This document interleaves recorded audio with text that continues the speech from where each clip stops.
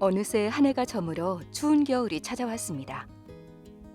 한 해를 마무리하며 연말을 맞이하는 사람들은 설레는 마음으로 새해를 기다립니다. 하지만 연말이 되면 더욱 추워지는 사람들이 있습니다. 가족도 집도 없는 노숙인들. 이들을 위한 특별한 공간. 맛있어져라. 하나님 맛있게 해주실 줄 믿습니다. 배고픈 노숙인들을 위한 따뜻한 밥 한 끼를 매일 만들어내는 사람. 저희한테 가족이고요. 끝까지 같이 가야 된다라는 것. 포기할 수 없는 사람들. 누군가에게는 일상처럼 매일 먹는 밥이지만 누군가에게는 아주 귀하고 특별한 밥. 예, 맛있게 드십시오. 대균이 아저씨도 맛있게 드시고. 좀 더 드릴까요, 밥에? 벌써 20년째 특별한 밥을 만드는 조재선 목사와 유연옥 원장의 이야기를 만나봅니다.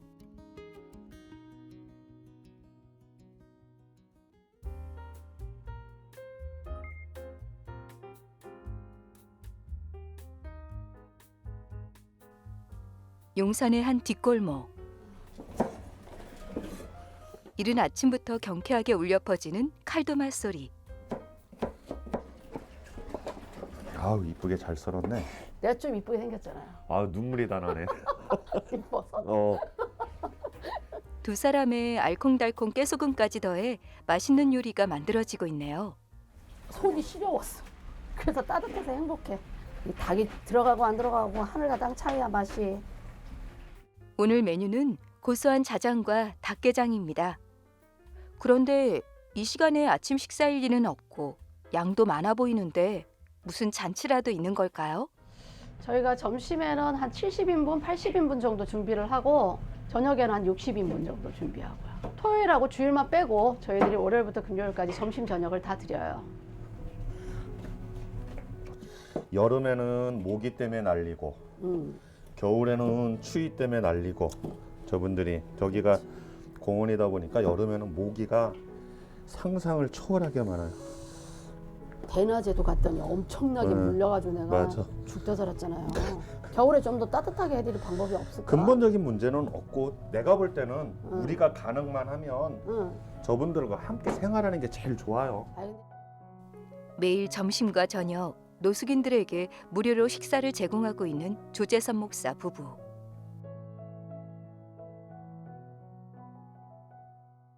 이쪽에다 넣고 이쪽에다. 고기부터 좀. 그리고 또 한 사람. 원장님 부부를 도와 열심히 일을 돕는 또 한 명의 식구가 있는데요. 14년째예요. 우리 석진이 형제가 조석진인데 간사님이시고요. 저희 27살에 와갖고 지금 40이 됐으니까 14년째 하나님의 집 일을 하고 있고 감사하게 저희하고 인연이 돼갖고 지금 이렇게 많은 세월을 이 주방 일을 총 맡아서 하는 총 주방장이에요. 석진 형제와 귀한 인연을 맺어준 곳도 바로 이곳 하나님의 집입니다. 이제 제가 이제 부모 보호자 없이 자라다 보니까 기반도 전혀 없는 상태에서 노숙 생활을 시작을 하게 됐죠. 하고 3개월 정도 있다가 7월 달인가 정도에 이쪽으로 하나님의 집이죠 오게 되면서부터 그때부터 이제 인연이 시작된 거예요. 자면서 처음에는 이제 일 나가면서 여기서 숙식을 이제 해결하라고 처음에 그렇게 말씀하셨는데 이제 점점 한 사람씩 나가고 나가다 하다 보니까 여기 일할 사람이 없는 거예요. 그래서 그때부터 제가 조금씩 일을 하기 시작한 게 지금까지 오게 된 경우죠. 인생의 절벽 끝에서 만난 곳. 석진 형제에겐 기적과도 같은 일이었습니다.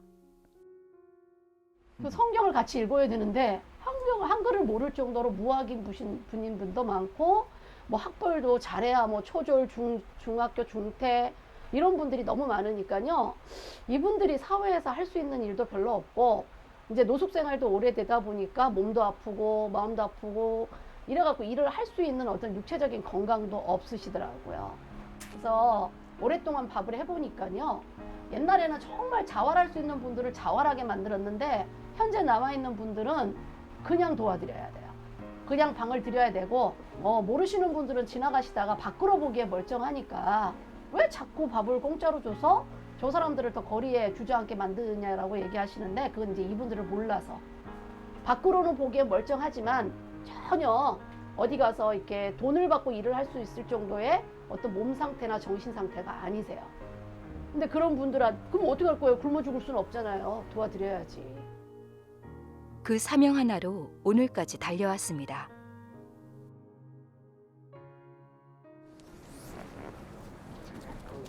점심시간이 되고 드디어 모든 준비가 끝났습니다.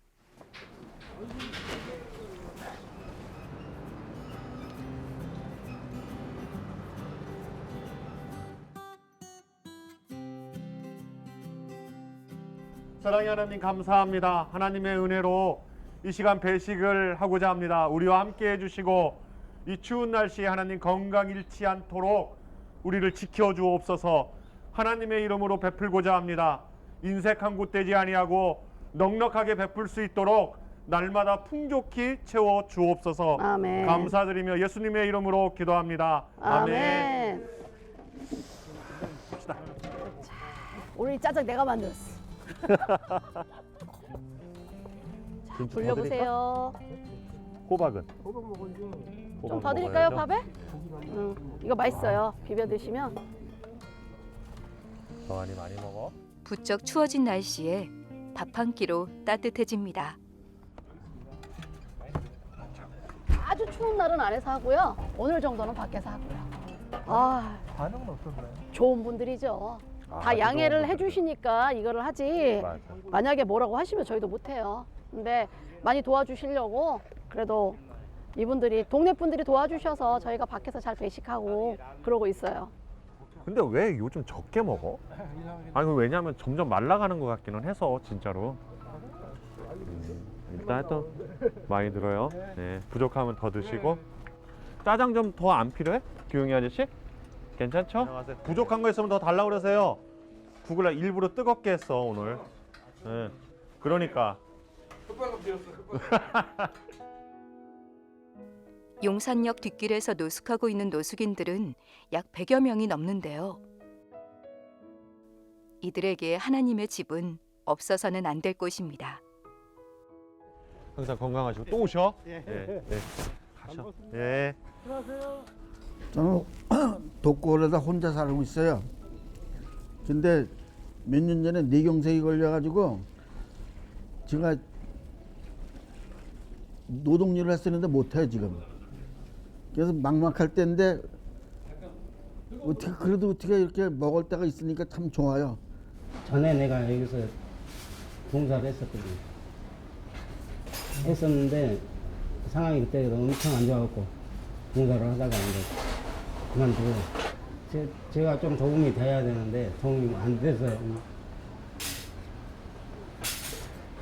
죄송으로 언제나 고맙게 생각하고. 배식 후 새로운 얼굴들을 만나는 시간. 식사 맛있게 하셨어요? 네, 맛있게 먹었습니다. 잘 오셨어요. 아저씨한테 사실은 좀 하고 싶은 말이 있어서 네. 궁금하기도 하고 네. 사실은 잠깐 좀 뵙자고 그런 거예요, 아저씨. 예. 아저씨는 고향이 어디세요? 원래 경기도 광주입니다. 광주요? 네. 아, 그럼 서울에 올라오신 지는 얼마나 되셨고요? 아이고 부모님 사시는 김포고. 저한테 조그만 소책자가 하나 있어요. 예. 소책자가 있는데 이 소책자를 읽다 보면 예. 그 물어보는 질문이 있는데 예. 정답이 딱 있는 게 아니라 예. 아저씨가 느끼는 감정들에 대해서만 예. 솔직하게만 얘기해 주시면 예. 돼요. 도와주실 수 있죠, 아저씨? 예. 이 책자 맨 앞에 보니까 이렇게 쓰여 있네요. 사형리에 대하여 들어보셨습니까? 라고 됐는데 혹시 들어보신 적 있으세요? 어렵고 힘든 상황 속에서도 늘 틈틈이 주님의 복음을 전하기 위해 쓰는 조목사.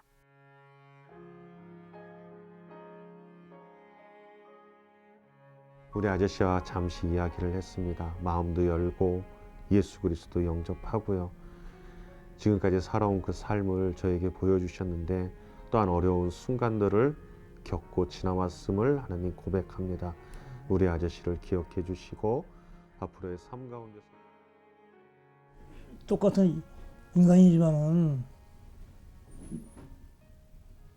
저렇게 무료로 이 많은 저같이 노숙 하는 사람들한테 무료로 급식을 주신다는 게 이게 진짜 보통 사람이면은 이게까지는 못할 겁니다. 그래서 더욱더 여기 원장님이나 목사님을 더 존경하게 되고 그렇더라고요. 오늘도 많은 사람들에게 훈훈한 사랑을 나누었습니다.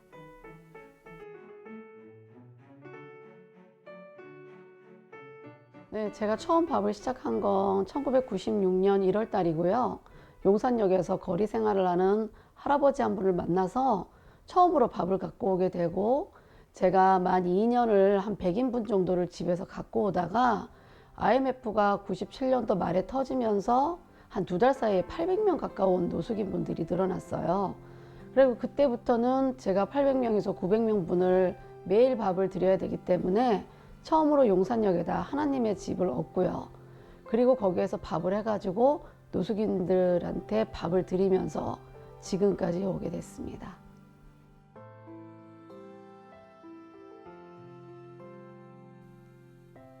조재선 목사가 사모를 만나게 된 것도 소설 같은 뒷이야기가 있었습니다.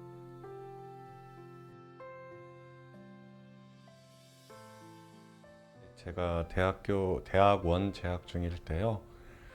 학교를 1년 정도 휴학하게 될 계기가 있었습니다. 그 당시에 안 그래도 좀 봉사할 곳을 찾고 있었는데 TV에서 무료급식하는 모습을 보고 저기서 봉사 좀 한번 해봐야겠다 이런 생각을 갖고 지금의 하나님의 집을 찾아갔고 거기서 봉사를 하기 시작했습니다. 그리고 거기서 인연이 돼서 지금의 아내를 만나고 같이 이 사역을 하게 됐습니다. 이젠 서로의 눈빛만 봐도 무슨 생각을 하는지 알 수 있는 부부. 여기까지 오기가 가끔은 버겁기도 하고 내려놓고 싶을 때도 많았다고 합니다. 위기의 순간들이 종종 있습니다. 여기는 식사를 많이 하러 오시면 거기에 비례해서 수익이 생기는 곳이 아니라 돈을 많이 더 지출을 해야 되거든요. 그리고 그분들이 굉장히 어려운 사람들이잖아요. 그렇기 때문에 그분들한테 식사를 대접하는 문제에 있어서 이 경제적인 부분들이 중간중간 저희에게 위기로 왔습니다. 다행히 그 위기를 하나님이 은혜를 주셔서 위기를 넘기고 아저씨들한테 약속한 시간에는 단 한 번도 빠짐없이 배식을 하긴 했지만 그 위기를 넘겨가는 그 과정이 굉장히 어려웠거든요. 저희가 결단도 많이 내려야 됐고 아마 그런 과정들이 반복됐던 것들이 제 개인적으로는 제일 힘들었던 순간들이 아닌가 생각됩니다. 한 달 식비로만 수천만 원이 나가고 있는 상황. 고정적인 지원 없이 자발적인 후원으로만 운영하다 보니 매달 마이너스라고 합니다. 그리고 또 하나의 숙제. 교회 역시 재건축을 하지 않으면 자리를 옮겨야 하는 상황이라고 하는데요. 공과금이 종종 밀리는데 이번 달에는 정말 하나도 못 냈어요. 솔직히 한 2-3달에 한 번씩 발생을 해요. 그래서 어떨 때는 2달, 많게는 전기료 같은 경우는 독촉장, 그러니까 마지막 전기를 끊는다고 하는 그 정도까지 밀려갖고 낸 경우도 좀 많이 있거든요. 그러니까 우선은 밥을 하는데 먼저 물질을 쓰다 보니까 우선은 시장을 본다거나 이런 쪽에다가 먼저 하고 자꾸 그러다 보니까 이제 공과금이 전체적으로 밀리게 되죠. 근데 방법은 하나님이 원하시는 건 믿고 따라오라는 거니까 또 믿고 따라가면 그 믿음대로 해결해 주시고 책임져 주시고, 목사님 말씀대로 진짜 그런 거를 하나님께서 안 들어주시고 안 도와주시면 우리는 절대로 못할 거예요. 네. 정말 최악의 상황에서도 하나님은 언제나 도와주셨거든요. 정말 하나님의 기적과 같은 은혜라고 생각하면 저희는 무료급식을 하는 장소도 저희 소유가 아니고 저희 가정이 살고 있는 이 집도 저희 소유가 아닙니다. 그럼에도 불구하고 하나님이 어렵고 힘든 사람들을 위해서 식사를 대접하고 그들을 섬기는 이 일들을 지금까지 감당할 수 있는 은혜를 베풀어 주셨거든요. 원장님은 저보다 그 가족이라는 개념을 좀 더 일찍 깨달은 것 같고 저는 조금 더 늦게 깨달은 것 같습니다. 근데 분명한 거는 저희한테 가족이고요. 그래서 끝까지 같이 가야 된다라는 것, 그러니까 포기할 수 없는 사람들, 그런 의미로 저에게는 다가옵니다. 저분들이. 그날 저녁 얼마 남지 않은 크리스마스를 준비하기 위해 작은 트리를 준비하는 부부. 공간이 너무 작아 전에는 생각하지도 못했지만 올해는 특별히 준비했습니다. 아 이거 이쁘네. 이렇게 바꾸는 게 낫다. 이게 봐봐. 그래요? 그렇다. 그치? 트리 장식은 얼마 만에 하시는 건가요? 한 10년 만에 하는데요. 트리가 작기는 하지만 그래도 이렇게 마음의 여유가 좀 더 생기는 것 같고, 네, 조그만 트리 하나 가지고도 더 기쁘고 그러네요. 한번 이쪽도.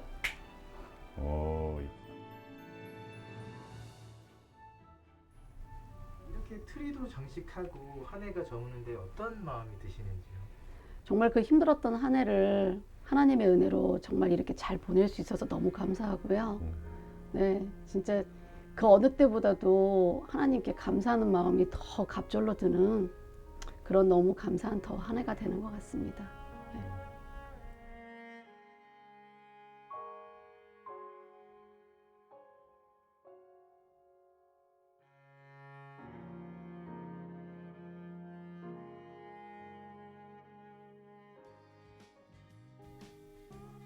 며칠 후 아침부터 빵 포장에 여념이 없는 조 목사 부부.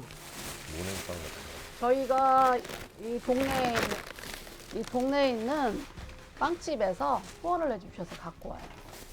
이따가 저희가 지금 예배가 있는데요. 우리 식사하시는 분들하고 예배 드리고 예배 드리시는 분들한테 선물로 드리는 거예요.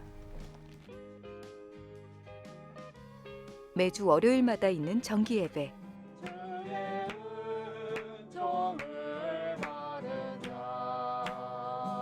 복음을 알지 못했던 노숙인들은 이곳을 통해 하나님의 복음을 알게 되고 하나님의 말씀을 듣기 시작했습니다.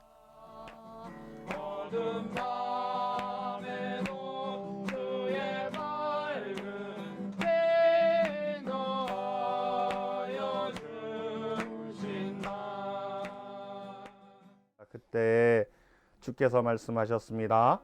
내년 이맘때에 내가 반드시 너를 다시 찾으러 찾아올 것이다. 하나님 앞에 감사하게 되는 줄 믿습니다. 아멘. 그러니까 하나님 앞에 겸손한 자에게 하나님은 복을 주시고 은혜를 주십니다. 오늘도 이들의 외로움과 이들의 아픔, 슬픔까지 하나님께서 다 치료해 주시길 조 목사는 간절히 기도합니다.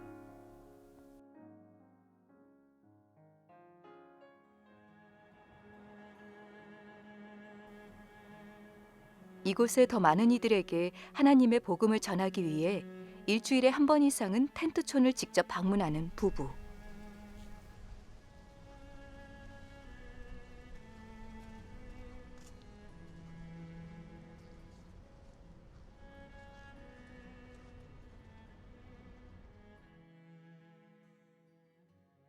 아저씨, 아우 나 아저씨 진짜 여기 와서 만나니까 왜 이렇게 반가워? 뭘 도와드려야 될까? 아, 나 겨울 이불 있으면 좋겠는데 겨울 이불이 없어요. 겨울 이불? 이게 3년 전 거거든. 그래 잘 됐다. 나 겨울 이불 줄게. 있어. 응? 이렇게 와서 봐야 돼. 한 사람 한 사람 세심히 챙깁니다. 그래도 현태 형제 마음 열어줘서 고마워요. 이거 계절 바뀌어서 어차피 이불도 한번 빨아야 되잖아.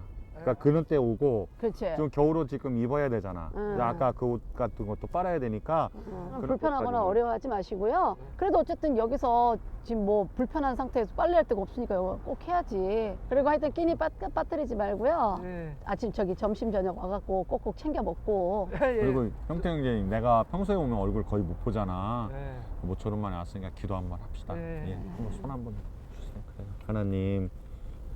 하나님 앞에서 마음을 열어놓은 영혼입니다. 하나님 기억해 주십시오. 겨울입니다. 이 추운 날씨에 건강이 잃지 않도록 도와주시고 하나님이 인도하심에 따라서 이 열악한 환경을 벗어날 수 있도록 하나님께서 은혜를 베풀어 주옵소서. 아멘. 그들을 위해 오늘도 하나님 앞에 무릎을 꿇습니다. 생활하시는 분들은 한 30분 정도 되시고요. 생활하시는 여기 계시는 모든 분들이 거의 저희한테 오셔서 식사를 하고 계세요. 그러니까는 저희는 여기 계시는 분들하고 굉장히 친하고 좀 친밀하죠. 부부에게 노숙인들은 또 하나의 가족입니다.